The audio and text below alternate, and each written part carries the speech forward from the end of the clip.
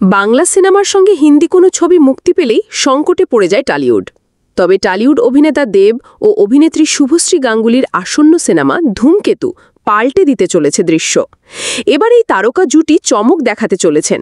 তাদের ধূমকেতু পর্দায় আসার আগেই অগ্রিম টিকিট বিক্রিতে ঝড় বইছে। গত বৃহস্পতিবার নন্দনে টলিউডের প্রযোজক পরিচালকরা একজোট হয়ে মন্ত্রী অরূপ বিশ্বাসের সঙ্গে বৈঠকে বসেন।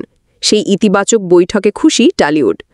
দেব ও শুভশ্রীর বহু প্রতীক্ষিত সিনেমা ধূমকেতু মুক্তিকে সামনে রেখে বিশেষ বৈঠকটি করা হয়।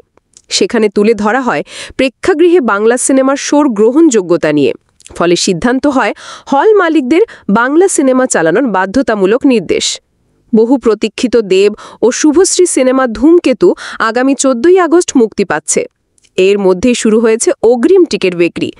এ নিয়ে কলকাতার প্রিয়া সিনেমা হলের কর্ণধার অরিজিৎ দত্ত সামাজিক মাধ্যমে এক পোস্টে লিখেছেন, ধূমকেতুর অ্যাডভান্স বুকিং যেভাবে বাড়ছে তা সত্যিই অবিশ্বাস্য। এদিকে অরিজিৎ দত্তের সেই পোস্টটি আবার দেব শেয়ার করে লিখেছেন, কোনো শো না পাওয়া থেকে একাধিক শো পাওয়ার অবধি এ জার্নি, সবটাই দর্শকদের চাহিদায়। উল্লেখ্য, 2009 সালে চ্যালেঞ্জ সিনেমার মাধ্যমে যাত্রা শুরু হয়েছিল অভিনেতা দেব ও অভিনেত্রী শুভশ্রী গাঙ্গুলি জুটির।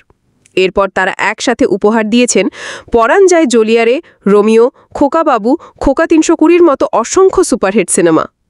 একটা সময় দেব শুভশ্রীর রসায়ন বিচ্ছেদে রূপ নেন। এরপর দুজন দুদিকে মোড় নেয়। আটকা পড়ে সিনেমা ধূমকেতু। দীর্ঘ বিরতির পর সিদ্ধান্তে আসে সেই সিনেমা মুক্তির। তারই প্রভাব পড়েছে ধূমকেতু সিনেমায়। ASBD 24 সত্য প্রকাশে অপসীম। চ্যানেলটি সাবস্ক্রাইব করুন।